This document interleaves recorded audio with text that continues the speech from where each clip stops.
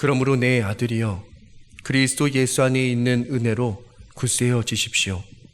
그대가 많은 증인을 통하여 나에게서 들은 것을 믿음직한 사람들에게 전수하십시오. 그리하면 그들이 다른 사람들을 또한 가르칠 수 있을 것입니다. 그대는 그리스도 예수의 훌륭한 군사답게 고난을 함께 달게 받으십시오. 누구든지 군의 복무를 하는 사람은 자기를 군사로 모집한 상관을 기쁘게 해 주어야 합니다. 그러므로 그는 살림살이에 얽매여서는 안 됩니다. 운동 경기를 하는 사람은 규칙대로 하지 않으면 월계관을 얻을 수 없습니다. 수고하는 농부가 소출을 먼저 받는 것이 마땅합니다. 내가 하는 말을 생각하여 보십시오. 주님께서는 모든 것을 깨닫는 능력을 그대에게 주실 것입니다. 아멘. 너무 많이 광고를 들으셔서 저는 좀 광고를 하지 않아야겠다 생각을 했지만 제 마음에 간절함이 있어서 여러분에게 광고를 드립니다. 여러분, 다음 주 수요일 7시 30분에 어디에 계셔야 되죠, 여러분? 네, 여기 있어야 합니다. 부흥회가 시작되는데 참 모시기 어려운 목사님을 부산에서 모셨습니다. 부산제일교회를 담임하고 계신데 제 기억으로는 한 2008년부터 그 교회를 섬기고 계세요. 부산에 있는 감리교회 중에는 가장 역사가 오래된 교회입니다. 부산 지역 이 남쪽에는 감리교 교세가 그렇게 강하진 않습니다. 그런데 그곳에서 진짜 복음으로 목회하시는 귀한 목사님이 오시게 됐어요. 여러분, 진짜 사모함으로 기도로 준비하시기를 바랍니다. 예수님이 말씀하시기를 잔치가 다 준비되어서 다 초대를 해도 안 오는 사람들이 있어요. 장가 가서 못 간다. 소를 사서 소 살펴야 한다. 그러면서 오지를 않는 겁니다. 여러분, 우리가 진짜 주님이 베푸신 은혜의 자리에 여러분이 오시는 것은 물론이고 속회, 선교회, 또 믿음의 식구들 중에 요즘 믿음 안에 선 삶이 흔들리는 분이 계시다. 어떻게 해야 될까요? 붙잡아 강권하여 함께 이곳에 오시기를 축복합니다. 여러분, 저녁에만 집회가 이어지는 게 아니라 수요일 저녁부터 시작해서 목요일, 금요일 새벽에도 이어집니다. 원래는 저녁만 하려고 했다가 모시기 어려운 목사님 모셔서 제가 그냥 목금 새벽도 해달라고 좀 때를 썼어요. 여러분 꼭 나오셔서 은혜 받으시기를 바랍니다. 은혜 받으실 거죠? 네. 너무너무 감사합니다. 오늘 말씀은 디모데후서 말씀 통해서 우리가 정말 주 안에 거하며 예수 그리스도를 믿는 믿음의 사람답게 살자. 그래서 우리가 주 안에 거하면서 고난이 있을지라도 고난 안에서도 주님 안에 우리가 있기에 믿음의 용사로 서자. 믿음 안에서 강한 자로 서자. 이 이야기를 여러분에게 드리려고 해요. 그러니 여러분, 핵심 내용은 이미 다 들으셨습니다. 그런데 내 삶에서 어떻게 살아야 할까? 이걸 놓치지 않았으면 하는 거예요.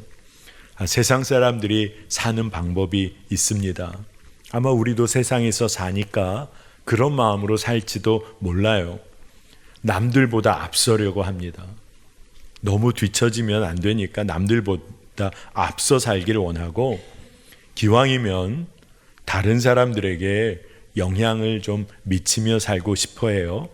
그래서 좀 높은 자리에 올라가서 좀 일도 좀 시키고 다른 사람을 내 맘대로 좀 휘두르고 싶은 마음을 갖고 사는 경우가 있어요.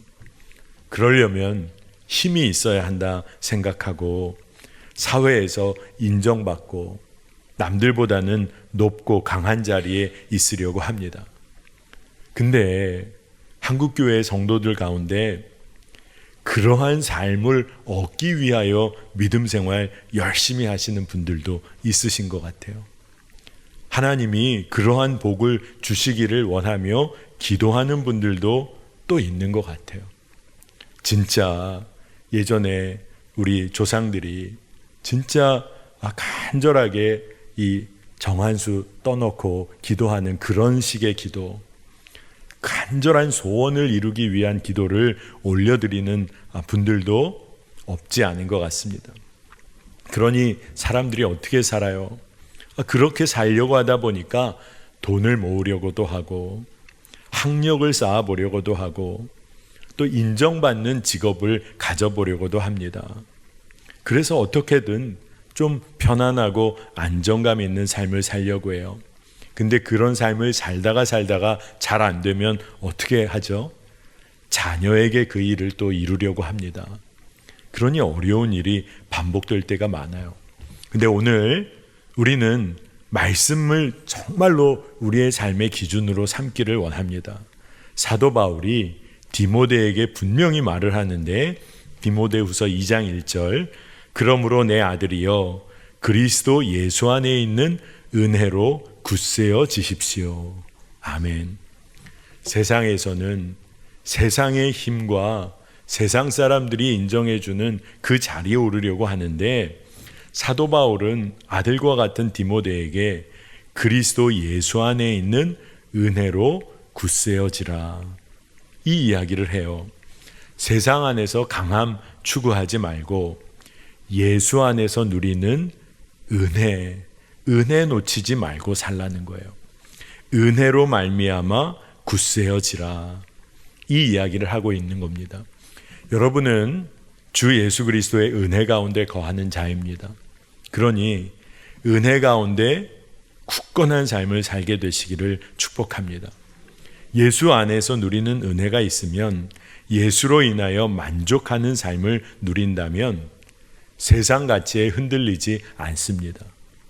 세상의 어떠한 것에 따라 휘둘리며 낙심하고 절망하지 않는 거예요. 그러니 진짜 우리 삶에 중요한 것은 내가 예수 믿고 예수님으로 인한 만족이 있는가 하는 거예요. 내가 예수님을 믿고 따르며 사는데 말할 수 없는 기쁨과 만족이 늘 충만하다. 세상에서 흔들릴 이유가 없는 거죠. 세상을 살면서 세상 사람들이 인정해주는 소위 잘 나가는 삶을 살지 않아도 예수님이 내 삶을 예수님 당신의 뜻대로 정확하게 사용하실 것이다. 이 믿음이 있으면 은혜인 거죠. 그리고 그게 믿어지면 그저 감사인 것입니다. 여러분, 우리가 잘 기억해야 합니다. 예수 안에 있는 은혜로 사는 자가 강한 자입니다. 흔들리지 않는 자예요. 사도 바울은 그렇게 강한 자의 삶을 또 다르게 언급을 하는데 그것은 복음을 전하는 사명을 감당하는 자, 그가 강한 자의 삶을 산다는 겁니다. 여러분, 복음의 정수를 가르치는 사명, 그 사명은요, 능력의 어떠함에 있지를 않습니다. 예수님께서 예수 그리스도의 복음을 증거하고 하나님 나라를 증거하게 하실 때 세상에서 인정받고 능력 있는 자를 사용하시지를 않으셨어요. 진짜 세상에서는 보잘것없고 미천하고 가진 것 없고 힘이 없는 자들을 사용하셨어요. 근데 예수님이 그렇게 주의 일을 복음을 증거하실 때 한 가지를 보셨어요. 그 마음에 충성된 마음을 가진 자, 그가 믿음직한 사람, 정말로 주께 속한 마음을 가진 자, 그 사람들을 통하여 주의 일을 하셨습니다. 디모데후서 2장 2절을 보십시다. 그대가 많은 증인을 통하여 나에게서 들은 것을 믿음직한 사람들에게 전수하십시오. 그리하면 그들이 다른 사람들을 또한 가르칠 수 있을 것입니다. 아멘. 사도 바울이 디모데에게 내게서 들은 것 믿음직한 사람들에게 전수하면 그들이 또 전하게 될 거다. 근데 이 믿음직한 사람들이란 말이 개역 개정에서는 충성된 사람이라고 증거되고 있어요. 예수님을 신뢰함으로 예수님 가신 길을 따라가는 자, 그들은 늘 믿음의 실험을, 믿음의 모험을 감당하는 자입니다. 그들에게 주님이 힘을 더해 주세요. 근데 진짜 중요한 핵심은 주님께 마음을 정한 자인가 하는 거예요. 주님께 충성된 자인가? 주님께서 보실 때 믿음직한 자인가? 이게 중요하다는 것입니다. 여러분, 복음을 증거할 때 내 능력에 있지 아니하고 내가 주께 속하여 주의 능력의 통로가 되고 있느냐, 이게 진짜 중요하다는 거죠. 그러니 오늘 사도 바울은 예수 그리스도의 은혜로 굳건하고 강한 자로 너희가 서야 한다. 그리고 복음을 증거함에 있어서 충성된 자, 주님 보시기에 믿음직한 자로 서야 한다. 여러분, 복음을 전하는 자는 어떤 사람일까요? 복음을 살아내는 사람이죠. 복음의 능력이 자신의 삶 가운데 실제가 된 사람이 복음을 증거하는 자입니다. 그는 흔들릴 이유가 없어요. 예수 그리스도로 인한 구원과 그 놀라운 부활의 능력, 그리고 하나님 나라를 품고 사는 사람이에요. 그러니까 흔들릴 이유가 없습니다. 그래서 사도 바울은 이러한 삶에 관해서 디모데에게 너무나 가르쳐주고 싶었어요. 예수 안에서 강하고 충성된 자로서 살아야 한다는 것을 강조하면서 눈에 보일 듯이 설명을 합니다. 첫 번째가 예수 그리스도의 군사가 되어야 한다. 그래서 그 예수 그리스도의 군사가 되어 고난에도 참여해야 한다. 이 이야기를 하고 있습니다. 여러분, 영광의 길만 걷는 것이 아니라 고난의 길도 주님께서 함께 하시는 길이기에 은혜요 감사의 길입니다. 주님께서는 우리를 고난 가운데서도 믿음의 용사로, 군사로 훈련시키시는 거죠. 그러니 주와 함께 고난의 길을 걷는 것도 복된 길이에요. 말씀이 이렇게 이야기합니다. 디모데후서 2장 3절에 그대는 그리스도 예수의 훌륭한 군사답게 고난을 함께 달게 받으십시오. 아멘. 여러분, 고난을 달게 받으라. 근데 이 말씀에 우리가 주목해 볼 것은 고난을 함께 달게 받으십시오. 함께라는 말이 있습니다. 이 함께는 무슨 의미일까? 주님이 함께 하시겠다고 하시는 거죠.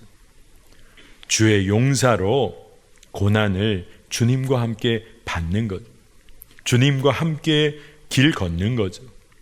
그러니 고난의 때일지라도 인내할 수 있는 믿음이 부어지고 힘이 부어지는 거예요. 우리의 고난 가운데서도 여전히 일하고 계신 주님이 믿어지니까 감사한 거죠. 주님이 내가 받는 고난 가운데 함께하고 계시니 힘이 되고 능력이 되는 것이죠. 디모데에게 예수 그리스도의 군사가 되어 고난에 참여하라고 하면서 이 군사의 삶에 관해서 바울이 얘기합니다. 군인의 삶에 매우 중요한 특징을 말하는데 그것은 삶에 얽매여 살지 않는다는 거예요. 이 삶이라는 것은 오늘 개역개정에서는 살림살이, 그러니까 우리가 일상에 살기 위해서 신경 쓰고 사는 것들, 여기에 얽매여서는 안 된다는 겁니다. 그러니 그러한 살아가는 살림에 관한 문제, 그거 아무렇게나 팽개치라는 것이 아니라 그것보다 더 중요한 것을 놓치지 말아야 한다는 것이죠. 여러분, 군인은 자기 개인 일정이 있다고 훈련 안 받고, 나 개인적인 사정이 있다고 적과 함께 싸워야 하는 일, 그냥 오늘은 난 쉬겠다, 이렇게 할 수 없죠. 군인은 자신의 삶에 얽매여 살 수가 없어요. 오늘 말씀에서는 군사이니까 얽매일 수 없다. 근데 그 이야기는 주님이 함께 하시니 이제는 일상적인 삶의 문제에 얽매여 살아서는 안 된다는 것입니다. 생활로부터 해방되어야 한다는 거예요. 그러니 책임 없이 살라는 게 아닙니다. 먹고 사는 문제, 일상의 문제, 가족을 챙기는 문제, 이 모든 일에 예수님께서 주인이시라는 것을 인정하라는 거예요. 그러니 진짜 모든 것은 주께 맡기고 책임 있는 삶을 사는 거죠. 하지만 그 일상의 삶에 묶여 살아서는 안 됩니다. 여러분, 자녀 문제로 고민해 보신 적이 있으시죠? 그런데 고민만 하고 속을 끓인다고 해서 해결되는 문제가 아니잖아요. 진짜 자녀와 정말로 깊은 대화도 나누고 함께 기도하고 그리고 주님 주신 마음도 나누고, 근데 그런 거 없이 속만 끓이고 있다. 이런 게 삶에 묶여 사는 거예요. 재정에 묶여 사는 경우는 설명하지 않아도 여러분 너무너무 실감이 나실 거예요. 오늘은 어떻게 하나, 다음 달은 어떻게 하나. 그런데 달라지는 건 없어요. 근데 우리의 마음은 더 묶여 사는 거예요. 그런데 그 문제도 주께 맡기고 나니 기도하는 가운데 하나님이 지혜를 주시고 삶의 방향을 열어주시는 거죠. 그러니 예수 그리스도의 군사는 주님께 맡겨드리는 거예요. 삶의 문제에 매여 살지를 않는 것입니다. 예수 그리스도의 군사는 또한 뭐라고 오늘 말씀에 설명이 되냐 하면 하나님의 말씀, 그 명령에 절대 순종하는 자가 예수 그리스도의 군사라는 것입니다. 그러니 군사로 부르신 분에게 순종함을 통해서 그분을 기쁘게 해드리는 삶을 사는 것이 군사의 삶이에요. 여러분, 믿음이 있는 자는 순종합니다. 주님이 생명의 주님이시니까 순종할 수밖에 없어요. 그러니 진짜 순종하는 자는 어떤 자예요? 믿음으로 사는 사람입니다. 순종이 너무나 중요하다는 거예요. 오늘 말씀에 예수 안에서 강하고 충성된 복음의 종은 어떻게 사냐? 성경에 있는 것은 법대로, 말씀대로, 하나님의 백성이 마땅히 살아야 할 사랑의 법대로 행하는 자가 예수 안에서 강한 자다, 충성된 복음의 종이다, 이렇게 말을 합니다. 여러분, 세상에서 믿지 않는 자들과 함께 살 때 말씀대로 살고 사랑하고 살고 그리고 주님이 명령하신 대로 순종하는 삶이 어떨 때는 어렵고 폼도 안 나고 때로는 구차한 삶 같고, 근데 진짜를 알아야 돼요. 그 삶이 결국 승리하는 삶이라는 것입니다. 주님이 이 역사를 주관하시고 우리의 삶을 이끄시는 분이라는 것이 믿어진다면 그분의 뜻대로 사는 삶이 승리하는 삶이 되는 거죠. 승리하는 삶이라는 것은 누군가를 짓밟아 이기는 삶을 말하는 게 아니라 하나님의 뜻이 이루어지는 삶이 승리하는 삶인 것이죠. 여러분, 이것을 꼭 여러분 붙잡게 되시기를 축복합니다. 여러분, 여러분의 삶을 결국 누가 평가할까요? 여러분의 삶의 의미가 너무 귀하다는 것을 누가 인정하고 평가해 줄 수 있을까요? 여러분 주변의 직장 동료가 그걸 평가해 줄까요? 여러분의 부모님이나 자녀가 여러분의 삶을 평가해 줍니까? 가까운 이들이 어느 정도는 말할 수 있을지 모르지만 우리의 삶의 의미와 삶의 결국을 평가하실 분은 우리를 창조하신 하나님밖에 없어요. 하나님이 우리의 삶의 의미를 결정하시고 우리의 삶을 평가하시는 분이에요. 그렇기 때문에 오늘 말씀 6절을 보니까 수고하는 농부가 소출을 먼저 받는 것이 마땅합니다. 우리의 삶이 어떻게 살아야 할지 이 말씀을 통해서 우리가 알아야 합니다. 하나님은 결국 수고하는 농부, 하나님 나라 위에 땀 흘리며 씨 뿌리는 자의 삶을 인정하신다는 거예요. 그들이 소출을 먼저 받아야 한다고 주님은 그렇게 말씀해 주세요. 여러분, 그러면 우리가 무엇을 위해 살아야 할까요? 하나님 나라 위하여 수고하며 씨 뿌리는 자로 살아야 하는 것입니다. 근데 우리가 때로 세상에서 두려워해요. 근데 여러분, 두려워할 이유가 없습니다. 사도 바울은 오늘 디모데에게 이러한 예수 그리스도 안에서 군사로 은혜로 굳세게 사는 삶에 대해서 요청을 해요. 디모데에게. 그런데 이 모든 일에 하나님께서 총명과 지혜를 허락하셔서 넉넉하게 감당하게 하실 것이다. 이 믿음으로 사도 바울이 이야기를 해주고 있는 겁니다. 여러분, 어떤 일을 여러분이 감당해야 되는데 도저히 엄두가 안 나요. 내가 이것을 과연 할 수가 있을까? 근데 하나님이 여러분에게 총명과 지혜를 허락해 주신다. 근데 그게 믿어지면 어떨까요? 넉넉히 감당하고도 남음이 있는 거예요. 그러면 여러분, 우리가 어떤 삶을 살아야 할까요? 하나님이 주시는 지혜를 사모하고 또한 구해야 하는 것입니다. 여러분, 잘 한번 곰곰이 생각해 보세요. 지금까지 내가 어떻게 살아왔나? 삶의 문제를 헤쳐나가야 할 때마다 여러분, 진정으로 주님의 인도하심과 지혜를 구한 적이 몇 번이나 있으셨어요? 진짜 삶의 문제마다 주의 지혜를 구하고 주의 인도하심을 구하며 늘 살아오셨습니까? 아니면 이 문제 해결해 줄 수 있을 것 같은 사람 찾아 이리저리 다니셨습니까? 우리가 말씀을 신뢰해야 합니다. 빌립보서 4장 6절 7절을 보니까 아무것도 염려하지 말고 모든 일을 오직 기도와 간구로 하고 여러분이 바라는 것을 감사하는 마음으로 하나님께 아뢰십시오. 그리하면 사람의 헤아림을 뛰어넘는 하나님의 평화가 여러분의 마음과 생각을 그리스도 예수 안에서 지켜줄 것입니다. 아멘. 어떻게 살아야 하는 겁니까? 염려하지 않고 기도와 간구로 하나님이 주실 마음의 평강을 우리가 구하며 사는 겁니다.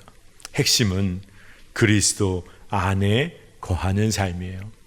오늘 사도 바울은 디모데에게 예수 안에 은혜, 예수 안에 있는 은혜 안에 굳건해지라 했습니다.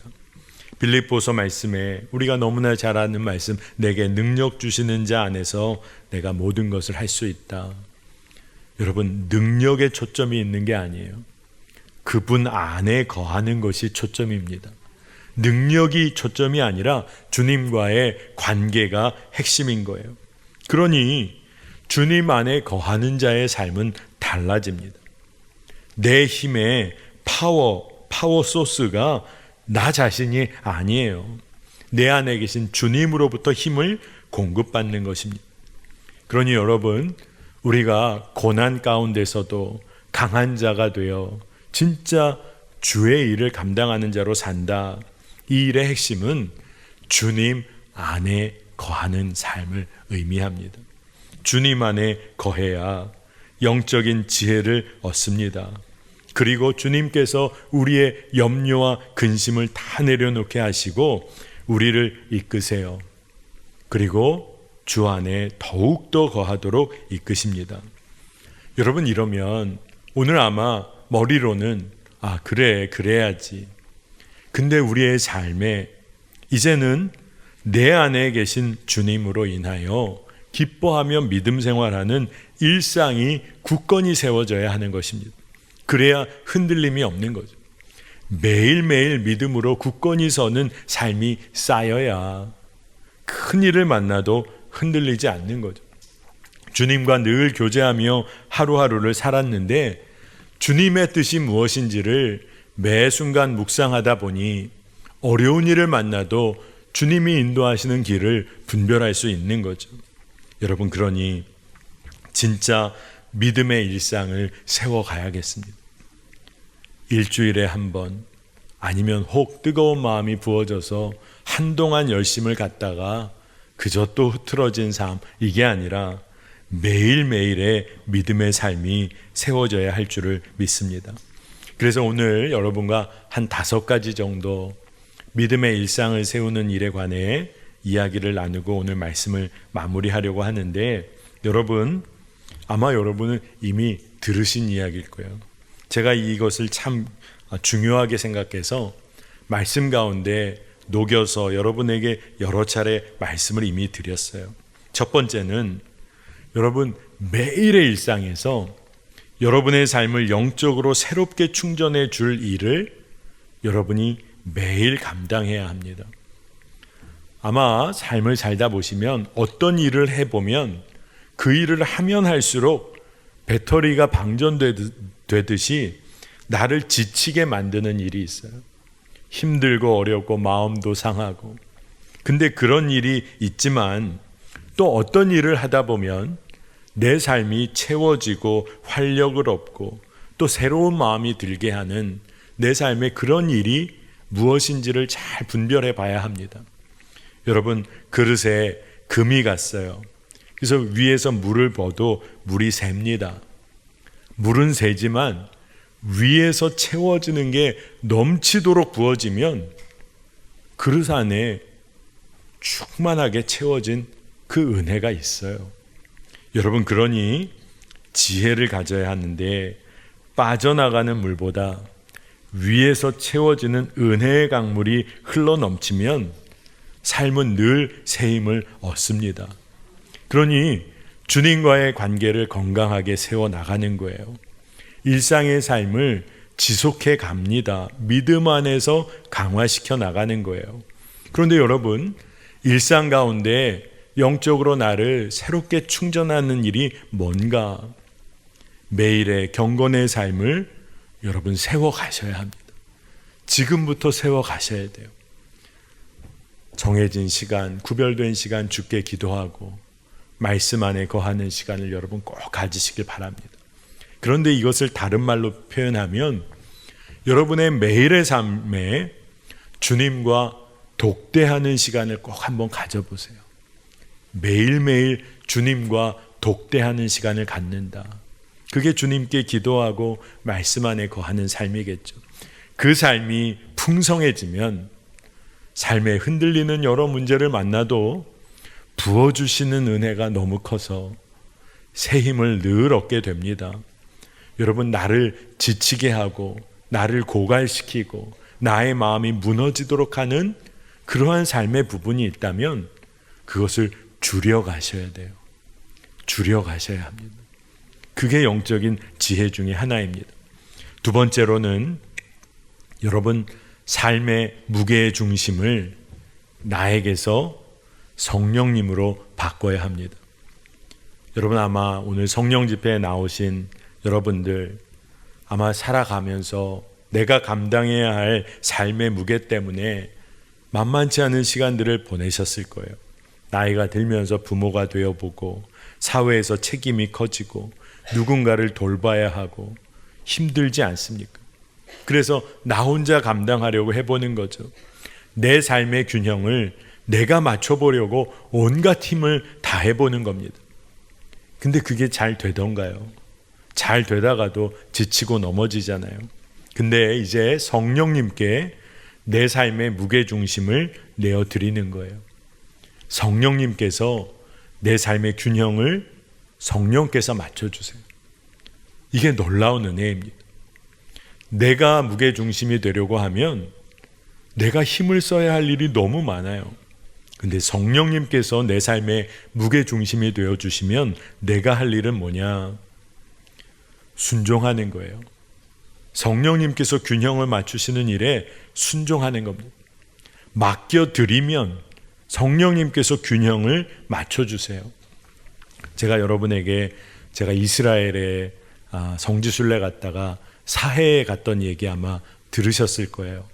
제가 어린 시절 늘 봤던 사진 중에 저희 아버님이 이스라엘 사해에서 이렇게 누워서 책을 보시는 사진이 있더라고요.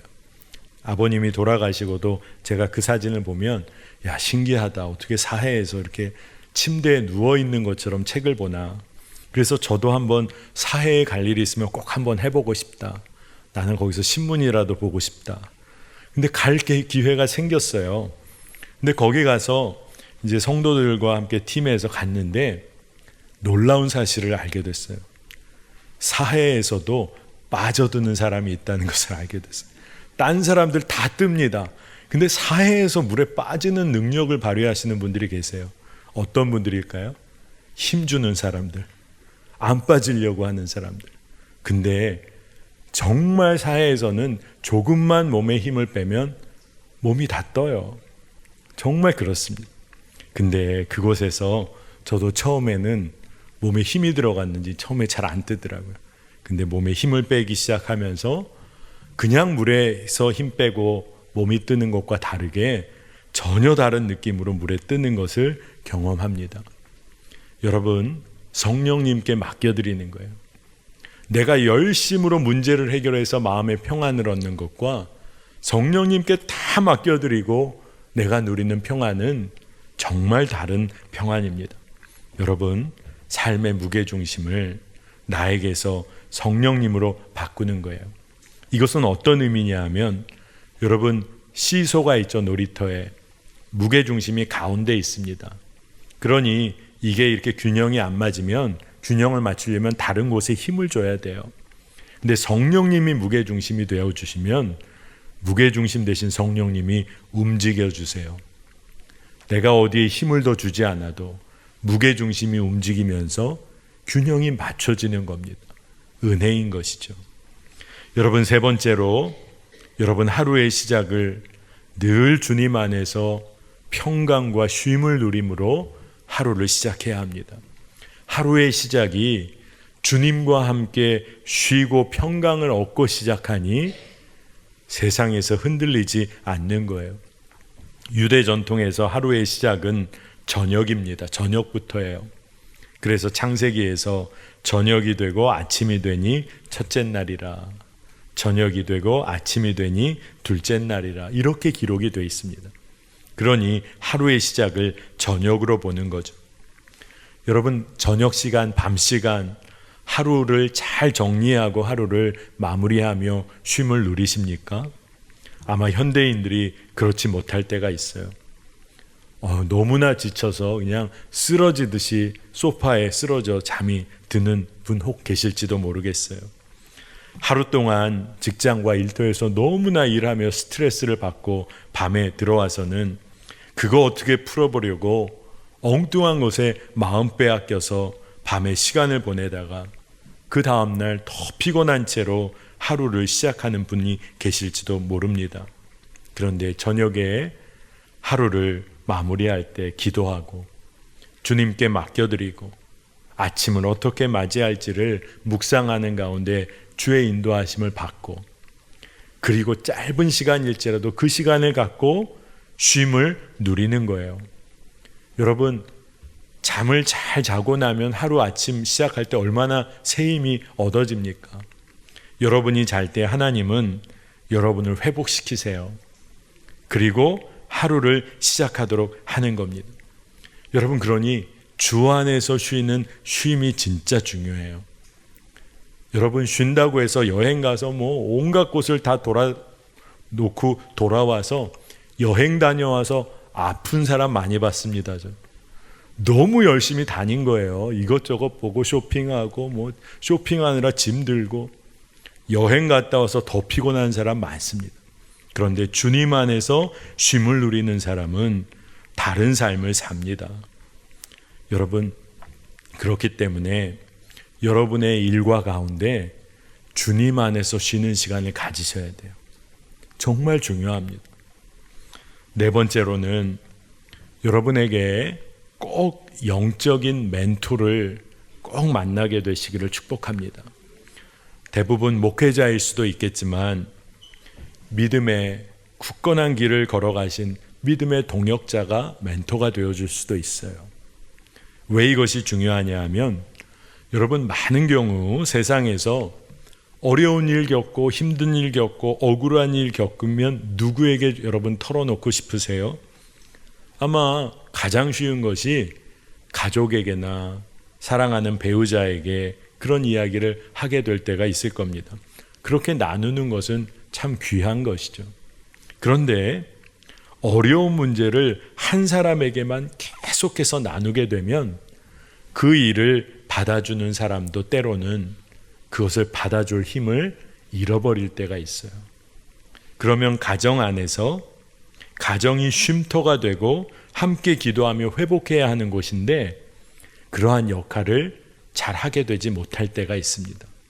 그러니 가정 안에서도 기도의 제목으로 나눌 수는 있겠지만 영적인 멘토와 영적인 동역자들에게 삶을 나누고 믿음의 조언을 얻는 관계가 꼭 필요한 거예요. 여러분, 서로가 서로의 삶의 무게를 함께 짊어져 주고 기도해 줄 수 있는 성숙한 믿음의 관계, 이 믿음의 관계가 여러분에게 꼭 있기를 축복합니다. 그러니 공동체는 너무 중요한 것이고 믿음의 멘토가 있다는 것은 너무나 중요한 것입니다. 다섯 번째로, 여러분, 매일 말씀의 꼴을 먹으시기를 축복합니다. 말씀은 우리의 삶을 이끌어가는 기준이 되고 푯대가 됩니다. 근데 그 말씀을 누가 떠먹여주는 이유식만으로는 여러분, 믿음의 성장을 이룰 수가 없어요. 이유식이라도 잘 받아 먹으면 그것도 참 귀하다 싶지만 더 깊은 믿음으로 자라나기 위해서는 하나님께서 나에게 허락하시는 말씀을 깨달을 수 있는 힘이 붙어가야 하는 것이죠. 물론 말씀의 꼴을 먹는다는 게 그냥 내 뜻대로 주관적으로 신비적으로 말씀을 이해하는 것을 말하는 것은 아닙니다. 그러니 공동체적인 분별도 필요하죠. 그래서 공동체를 통하여 내가 받은 은혜, 내가 깨달은 말씀을 함께 나누는 가운데 혹 잘못 깨달은 것은 고쳐지는 은혜를 공동체 안에서 누리게 되는 거예요. 여러분, 제가 오늘 말씀드린 이 5가지는 믿음의 일상을 살아가고 세워가는데 중요한 방향성을 여러분에게 알려드리는 거예요. 이것만 하면 된다는 얘기를 하는 게 아닙니다. 왜 이것을 강조할까요? 우리의 삶이 믿음으로 사는 24시간이 안 될 때가 많기 때문에 그래요. 세상에서의 삶 따로, 믿음으로 사는 삶 따로, 가정에서의 삶 따로, 세상에서는 가정에서의 삶과 전혀 다른 삶, 이렇게 분리된 삶을 사는 우리가 이제 믿음의 일상을, 믿음의 삶을 살아보자는 거예요. 오늘 사도 바울이 디모데에게 이야기합니다. 주님 안에 굳건하게 서는 은혜를 누리라. 그리고 주의 은혜 안에서, 주의 은혜 안에 있으면 굳건히 설 수 있다. 이 이야기를 해주는 겁니다. 여러분, 주님이 이끄시는 길은 생명의 길입니다. 우리를 엉뚱한 곳으로 인도하시지 않아요. 그리고 그 길에 주님은 동행해 주십니다. 그러니 주님과의 관계가 분명하면 고난이 있어도 넉넉히 감당할 뿐 아니라 감사가 결국 터져 나오는 줄 믿습니다.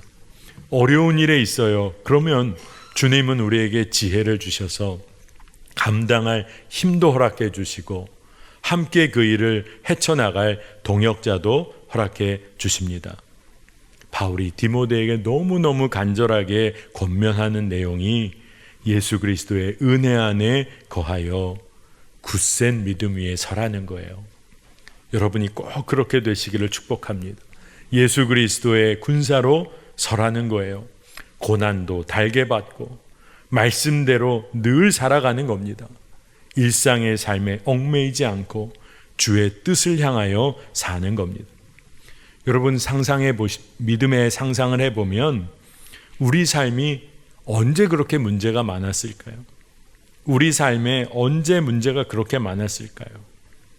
여러분, 우리가 생각해 보면 우리 삶은 늘 문제가 많아요.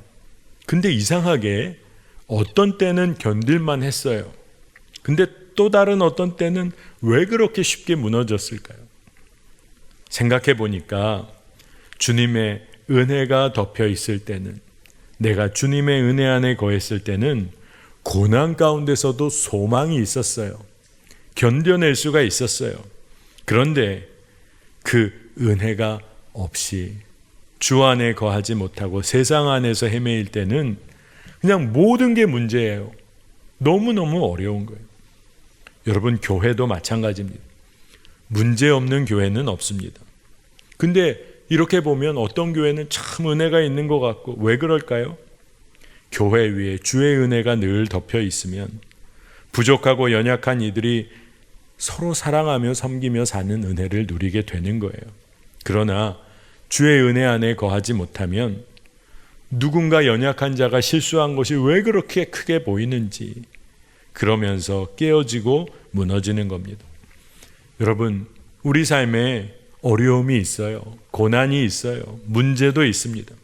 근데 어떻게 감당할 만하고 넉넉히 감당할 뿐만 아니라 기쁨이 솟아나는 겁니까?